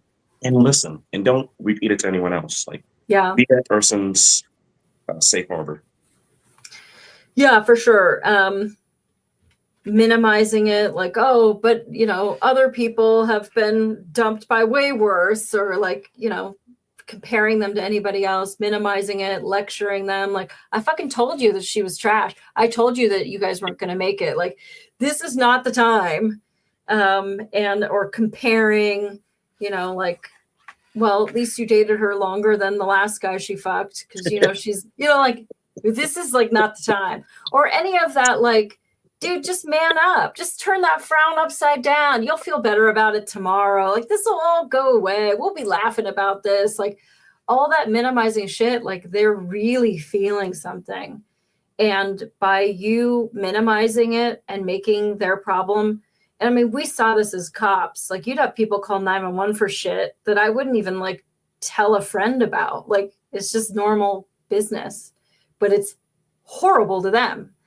And so whether or not you think Jessica is a reason for this dude to still be on the planet, like he does. And so you really have to respect that mindset that they're in and not minimize it or anything, because that makes them feel more alone than the problem that they're already facing. And you really want them to know, like, I am with you, dude. I can't imagine how you must feel. I've seen so many, not only officers take the emergency exit, just radio calls of, this guy's house was so big you could fit my house in his closet. And he's just in his backyard by the swimming pool, giant swimming pool, just gone because his boyfriend broke up with him. He's some Hollywood assistant producer. I'm like, really? You? But he had no one to talk to. I don't need to be on the planet anymore because the love of my life is gone. Yeah, Circle of One says, the worst thing I was ever told when dealing with depression by my supposed best friend, it can't be that bad. Right. And who knows how many years that's been, but it's still, at the forefront of his mind. Like, nothing feels lonelier than somebody discounting like what you're feeling. Like that whole, like, just think positive, like, fuck you. Like, it's just, most people don't understand depression. They think you can just stop being depressed. It doesn't work that way. Yeah. Right. Or Just like, happy. yeah, you could stop being depressed. Like, oh, you just need to like go out with the girls tonight. Like, and I think that's part of my problem. I would love to do peer support because I probably care about people more than the average bear. I'm not the best listener. You know that. I'm also not very patient. I'm also a fixer and not a feeler. You tell me I broke up with Jessica, and instead of me going like, oh my God, you must feel awful. Like, talk to me about it. Tell me about it. Let's process this together. I'm like, fuck that bitch. Let's get you on Tinder. I'm going to get you another. I'm going to pick you up. Let's go get burritos. Like, I am a doer and I realize that is one of my many flaws. So for the chat that thinks, oh, Molly's just BSing. When I got in trouble, Molly drove an hour and a half down to my house and took me to, I believe it was Taco Bell or Del Taco. Let's talk And about I still remember the brown napkins. And we weren't allowed to talk about the case. So it was more, you want a number one or a number two? Yep. And dude, that might have saved my life. Sometimes just being that was so fucked up too, because you weren't even allowed to talk about what you were going through, and that's wrong for LAPD to make you be isolated when you're going through a court case, and to not have a support structure is no doubt that they've lost people to that. But yeah, awkward is better than absent, and that may have been like a totally awkward, like, would you like me to drive an hour and a half to take you through the Taco Bell drive-through? Like, that would be nice. Okay, we can't talk about anything, so would you care for another napkin? Like, but just to be there, dude. I mean, just to be there. Yeah, when you got there, it's just me and Brooklyn. You're like, are you serious right now? No family, no friends, can't talk to any coworkers. It's just, let's get some tacos, dude. And that's wrong. And looking back at it, like, we should have just been like, fuck that, fuck them. They'll never know. Tell me everything. Like, we should have talked all about it, because I think you would have been better equipped to just run your case by another brain that would go, what? Plead guilty to a felony? Are you fucking crazy? No, tell them to fuck themselves. No, hell no. And like, they were just trying to get rid of you. Just like when they tried to get us to sign that shit that we crashed a fucking cop car. Like, fuck you. You guys are liars. You're dirty, and I'm not playing. I hate them for that to this fucking day. But same here. Thank God that you appealed it and unfucked them. Yep. I want to remind everyone again, 988 is the suicide and crisis lifeline. But like, just call 911, because you're like not going to remember that, and that's just going to be one more thing that you're going to feel like shit about. Like, I know I should remember that number. Like, I know I should, like, but like 911 is fine. They can transfer you. Like, we're living in a tech world. Maybe not me, but the rest of the fucking world has their shit together. I also wanted to just say, I think it was Candace Owens last week that was saying how men are no longer like the doers that they used to be. Like if you were to ask your grandpa growing up, Grandpa, how do you feel about yourself? He'd be like, what the fuck are you talking about? Like, we're going fishing. We need to catch this, and we got to go stop by and do this and all this. Like, grandpas didn't feel shit. They did. And I think there's more of that doing in first responders, that we don't spend a lot of time feeling about how we feel about anything. Hey, Circle of One says you can also text if you're not a call person. crisistextline.org. Nice. That would be wild. Yeah. If somebody would text you back. I think the problem is that people wait. They feel like it's got to be worse than it is, and they don't reach out for help, or they don't talk to anyone. And I would say, like, just start with that self-deprecating sense of humor now. Now, you look at somebody like Robin Williams, and he may have been self-deprecating, but it was in sort of a different way. And I think about Robin Williams because during this meeting that we had this week, there was somebody else who shared some pretty shocking information. And this is like a totally funny, rad guy that you're just like, dude, if you don't come to my party's not going to be that fun. Like, totally fun, awesome guy. And like, you think about how could he have dark thoughts? Because he's so funny, you know, just like Robin Williams, like, oh, he made people laugh. But like, I used to take, Richard Simmons had an actual aerobics class in Beverly Hills at his studio, and we used to take it. And although he didn't take his life, he went into such a deep depression when his dog died. That dog was 1,000 years old, and he was a shut-in after that. He wouldn't leave the house.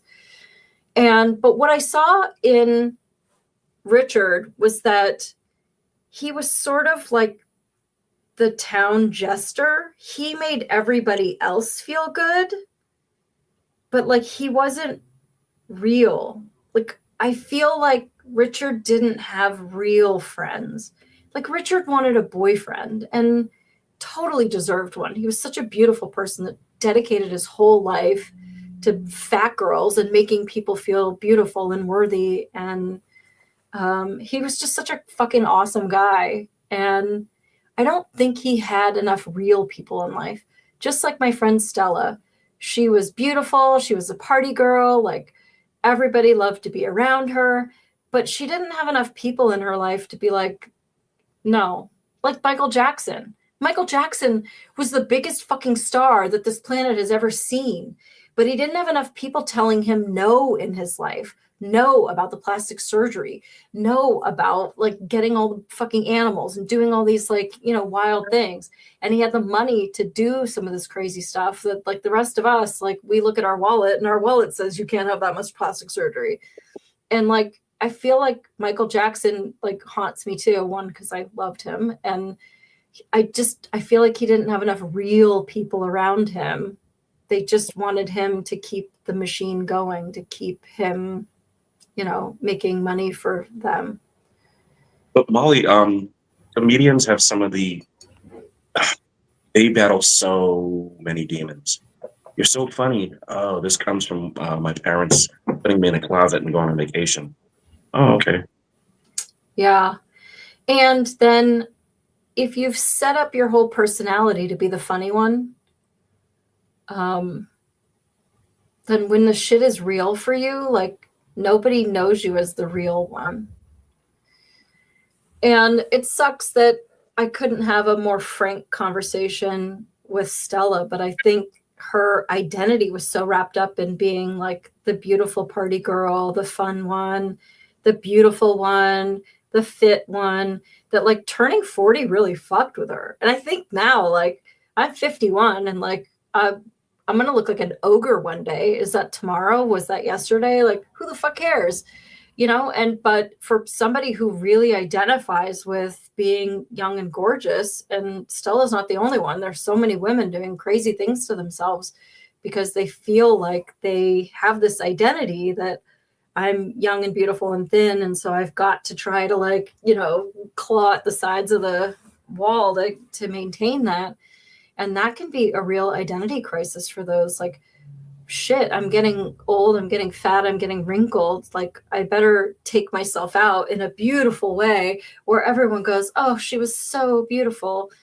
And I don't know, like, I think if you can just embrace your eventual Yoda, it's a lot better for you now and in the long run. But yeah, peer support is out there. And like I said, some of these conversations that I've had this week were just like, it broke my heart that so many people have been at this point. And it was the random kindness of somebody calling to check on them that stopped those gears from turning. And like, now we just have like assholes on the fucking internet. Actually, like, I think we just need to have more of these like intimate conversations and real fucking friends that you can be real with. And my heart breaks for Jeff. I'm going to put a picture of him up again because I just want to see him. But he was a good dude, and he's really going to be fucking missed. His funeral's on Monday, so I was sewing patches on uniforms, and I brought all this stuff to shine people's shoes on Monday, and like, so we can just all really respect him and look as good as we can for him. And he wouldn't care if we showed up in ratty jeans, but it's really fucked up. Truly sorry about your friend, Molly. Yeah, me too. So anyway, Randy, I thank you so much for doing this show with me. It was going to be really hard to talk about it. It was going to be fun to talk about lobster. And then this week took a turn. I did my jinxed episode about how everything happens to me. And then, Well, Molly, I really appreciate wanted to come back with better news. I appreciate that you started this show and that you have this group of friends in your chat that can just say, oh, they're joking last Friday. We're joking along with them. And you're hurting, which I can obviously see. And you're hurting alongside with you. So I love your chat. And that's a reflection of you, like your people. Yeah. Red Bike had his grandpa. My grandfather would have asked if I had been drinking. Rosa Solart says Adrian Curry, the first America's Next Top Model, had a great outlook and all that, and tries to help others. Yeah, I loved America's Next Top Model. Let's email about America's Next Top Model because that was a show. And I also have a scoop because one of them used to come to my house to watch America's Next Top Model with me. So I have a little scoop for you on the side. Oh, Patricia. Hi, friend. Rest in peace, Jeff. I'm sorry about your loss. I've been listening the whole time. It was so fun to talk to you on the phone today, Patricia. You're so awesome. Okay, who wants to donate and buy Molly some fucking lobster? Bro, I'm not eating your sea bug. You can just fuck off with that. TacoBell.com. I'm sure that they have some kind of... Dude, you know what I was thinking about today? The word supreme. Because do you remember when supreme at Taco Bell meant like black olives and like fresh fucking tomato and like all the stuff? And like supreme just lost its entire meaning. Yeah, Taco Bell, you can hate me for that, but they really hooked up fast food everywhere. Yeah, it's fucked. And it's like $14. Maybe I'm just fat ass, but whatever I'm getting is like, dude, that's like more money than I make for an hour of going into a burning building after taxes. Like, what? I can't even buy myself a burrito. Molly just lost a bunny and now a friend. I wish I could take the tacos to her and give her a hug. Oh, thank you, Red Bike. Thank you very much. Well, in better news, Mariposa and I have been doing kind of well together. We're sort of getting to know each other. And one of the things that I want to be doing up here is getting some like stairs, some little ramps so that she can come all the way up the stairs. This house is shaped like a roller coaster. She's got a little house here. So she will be in her little house This house was so cute, and it just looked like a total like man lodge house. And so that hopefully we can spend more time together. I'm still sleeping on the floor downstairs, but I think she needs it. And like I woke up, I don't know if it was 1 o'clock in the morning, 4 o'clock in the morning, and I just looked over and she was like sleeping next to my little cot thing. Like I have a little like foam pad on the floor, and she was sleeping right there. And I'm like, okay, yeah, I think we're gonna be all right. I think she will learn to love me. So Randy, you're fucking rad. Thank you so much for just being here for me. I appreciate it. Thank you for having me on the show. And I don't know what I'm gonna do next week, but let's do something fun. So maybe I'll give you a little house update. There's a lot going on here, and a lot of training has been canceled at work, so hopefully I can button up a lot of projects over the next week and maybe take a day off for myself to have more to show you guys. I love you guys, everybody on Rumble and YouTube and Pilled. If there's any ghosts over there watching, we're here every Friday night, or I am, and I get Randy when I can steal him. So I will see you guys next Friday. And I'm Molly Sleuth at Gmail if you want to chit chat. Love you guys. Love you, Molly. Love you, chat. Yeah. Help me, Obi-Wan Kenobi. You're my only hope.